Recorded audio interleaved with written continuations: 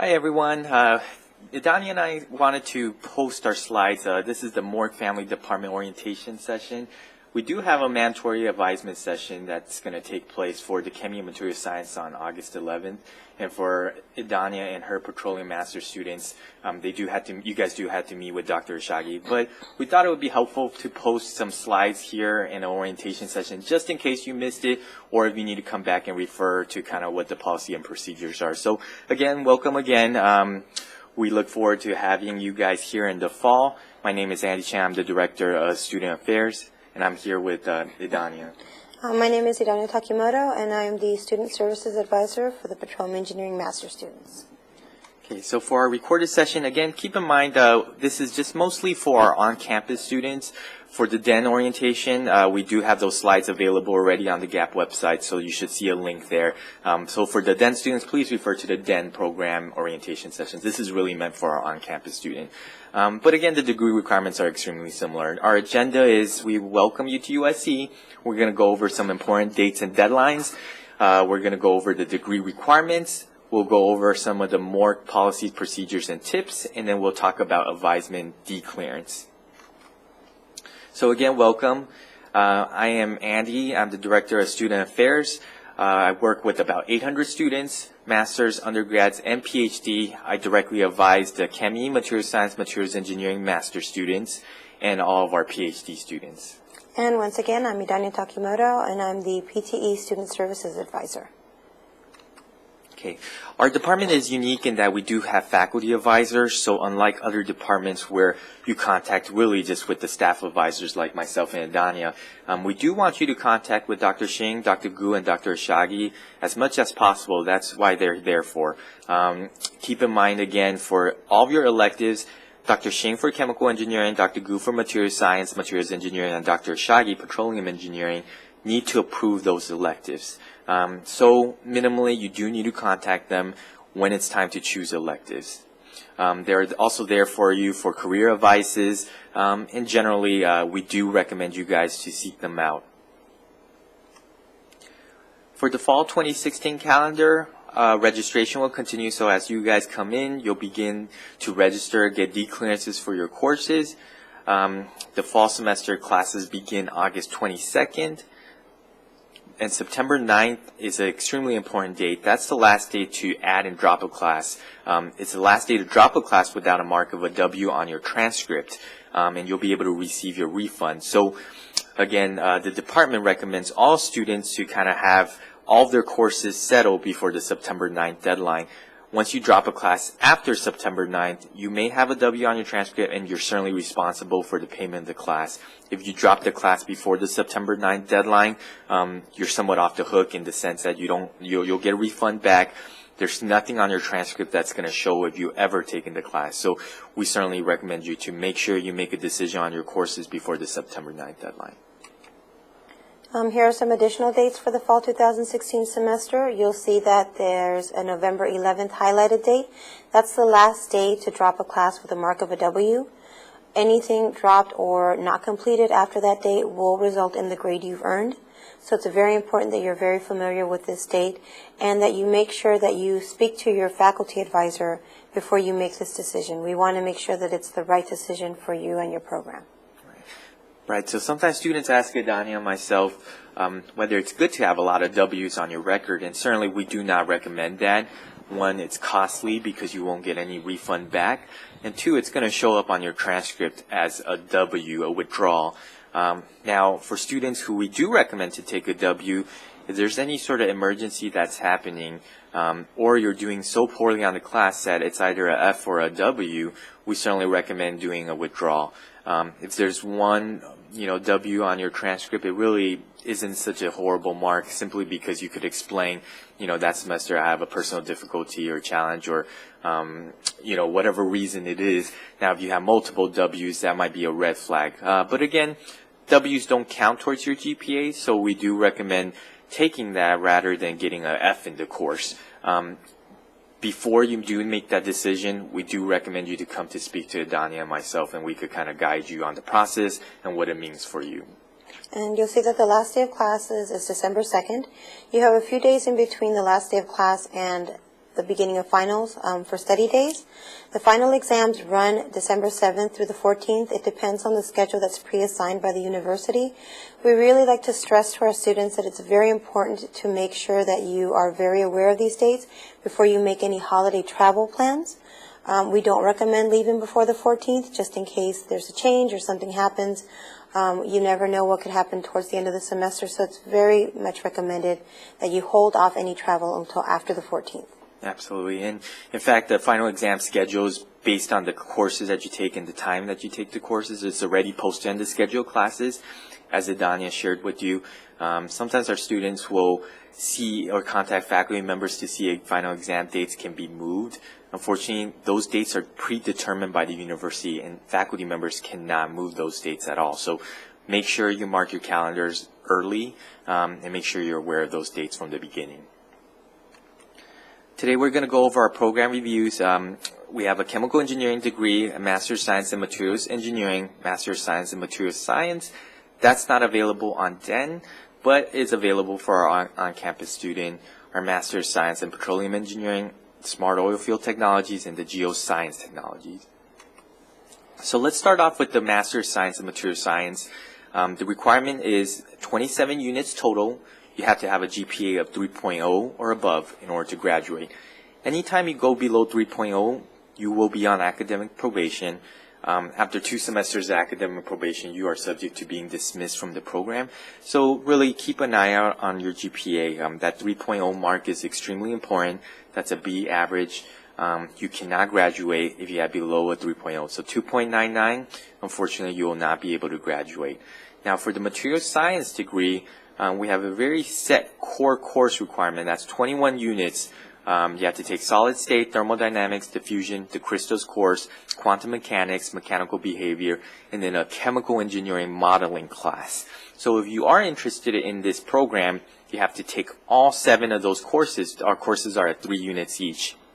Now the remainder 6 units, Dr. Gu, your faculty advisor for materials science, materials engineering, has provided a pre-approved elective list that's listed in our handbook page, and I'll send these links to you guys as well.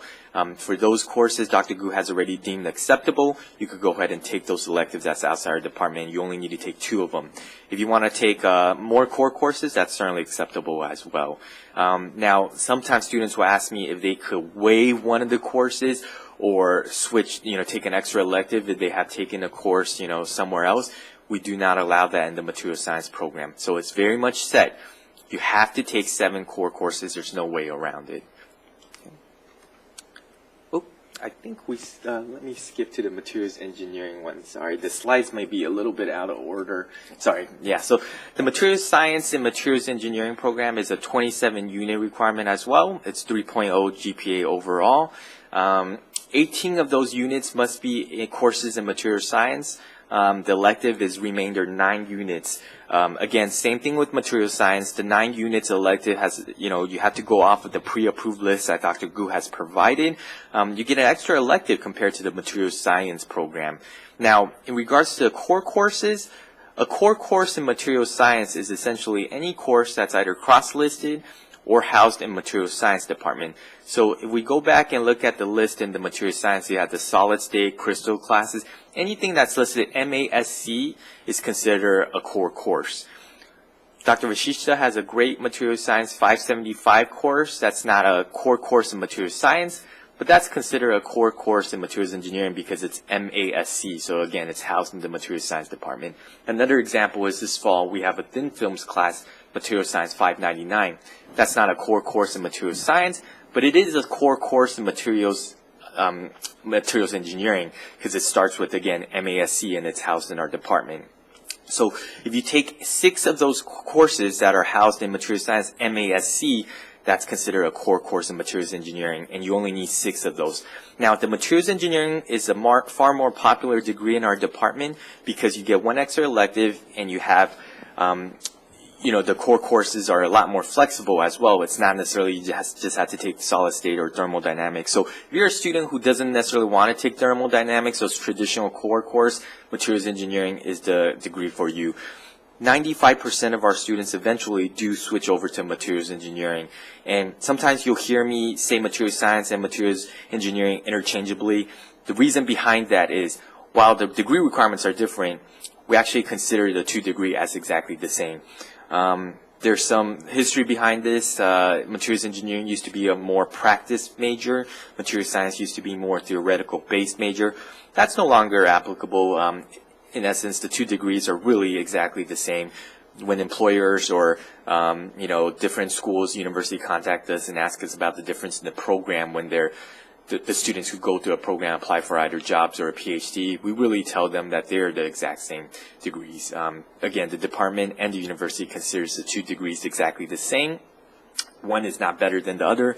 One is just more flexible than the other. And again, if you're a student, for example, who wants to take all the traditional material science core courses, and except for the, solid state or except for thermodynamics, we don't allow you to waive and switch. We just ask you to switch majors to a materials engineering major and then take those exact same courses.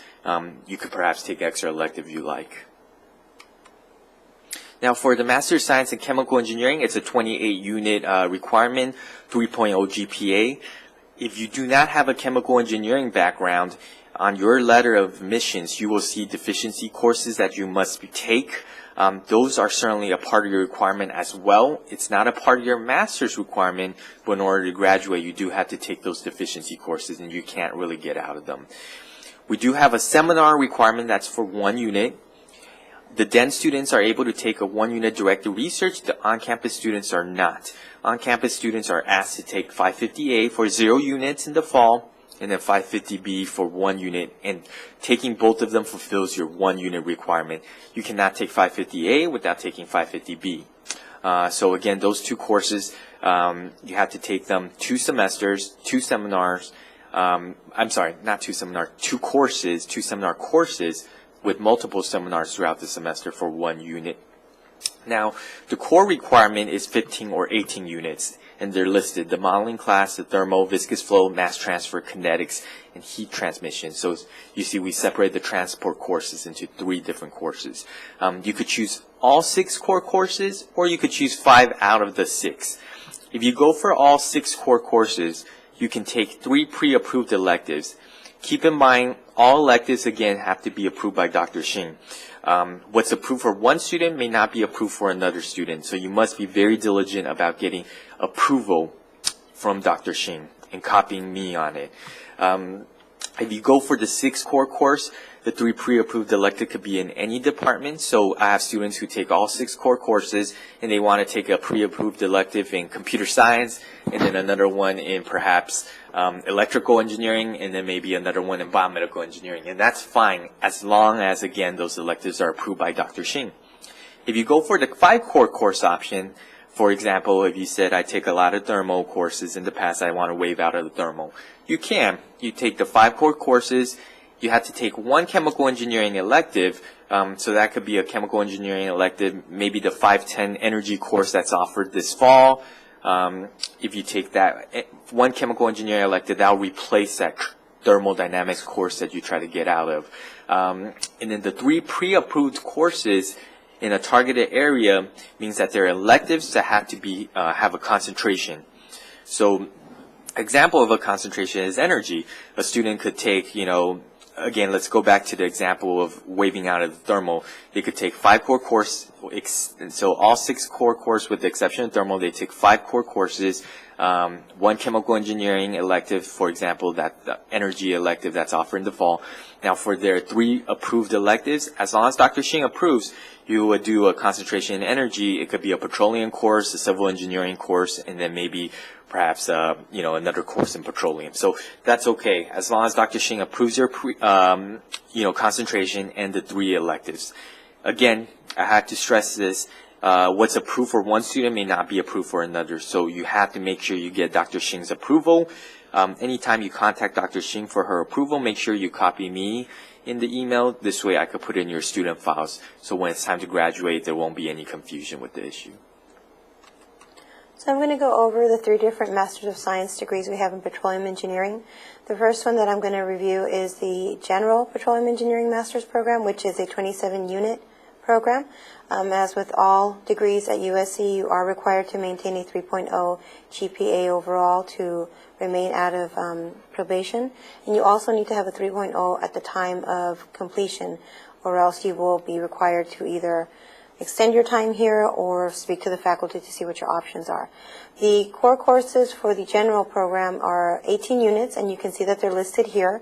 These are required. They cannot be waived. And when you meet with your faculty advisor, Dr. Ashagi, for your course plan, he'll assign the order that you need to take them in. While you're completing the core courses, you'll also work on the elective units, which is 9. You'll see that we have them all listed here. If you are a student coming to USC without a bachelor's in petroleum, you are required to complete core deficiency courses.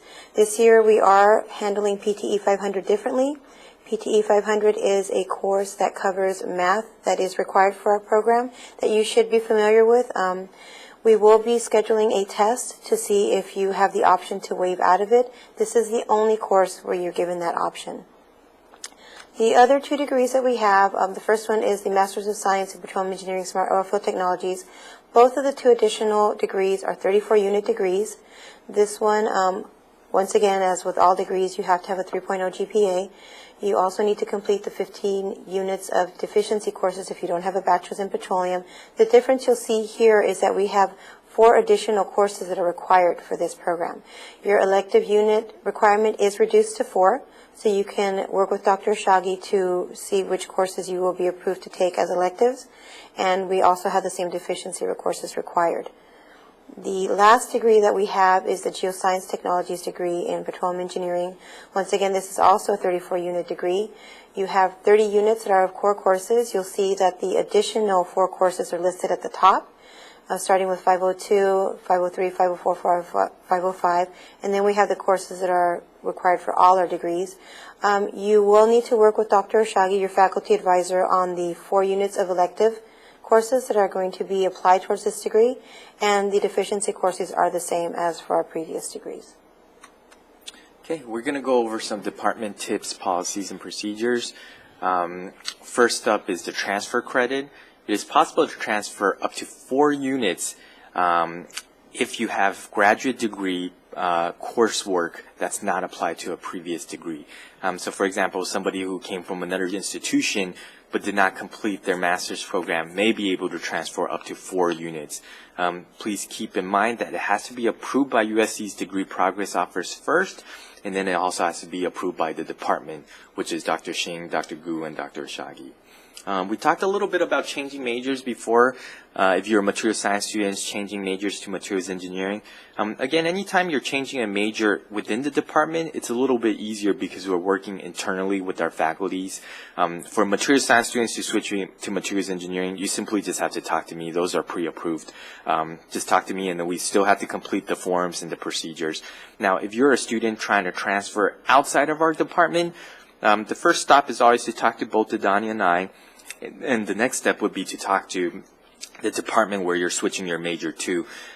We leave that decision ultimately to the discretion of the department. So if you're a student here at Mork wanting to switch to computer science, for example, you would have to get the approval from computer science in order for you to switch majors.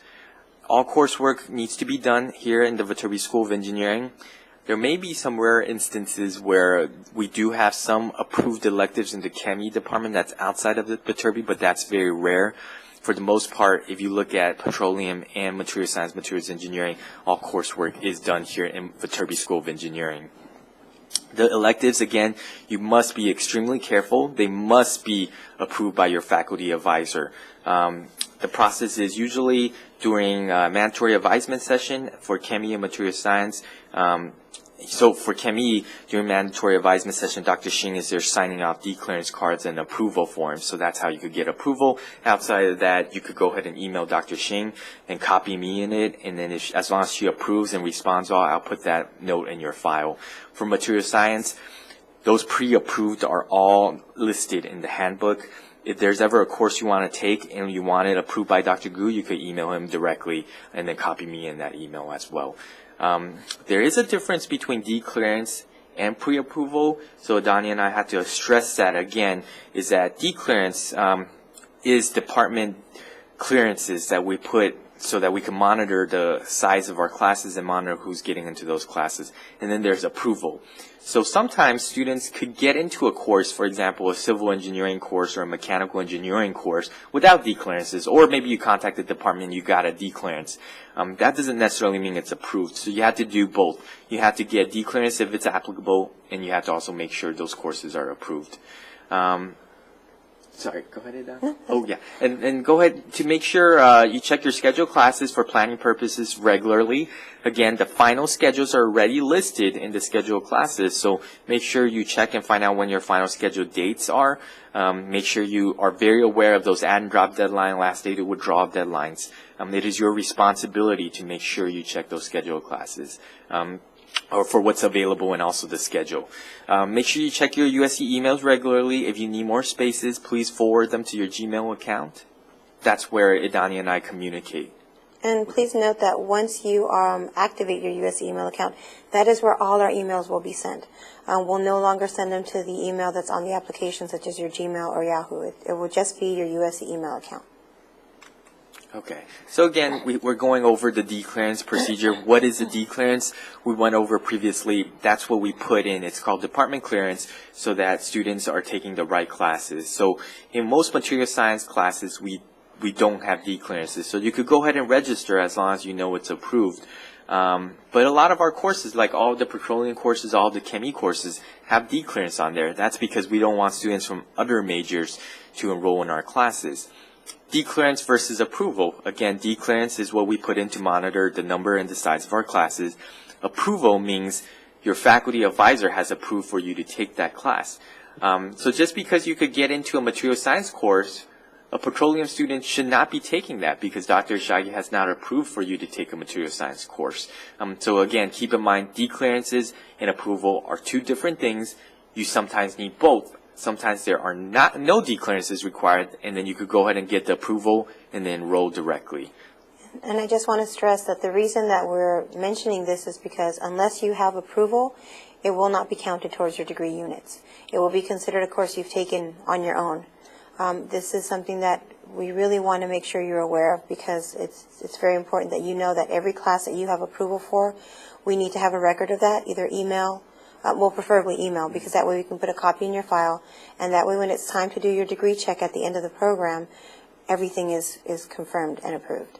Right. Yeah. And then in regards to how to get a D clearance, if it's courses within our department, so for petroleum courses, you would just contact Idania directly. For chemie and material science courses, you could contact me directly. For D clearances and electives that's outside our department, you would have to contact their respective department. Again, we're stressing it. You have to get the D clearance approval from the department, but you also internally have to get approval to take those courses from your faculty advisor. And this is something that you will need to do every semester.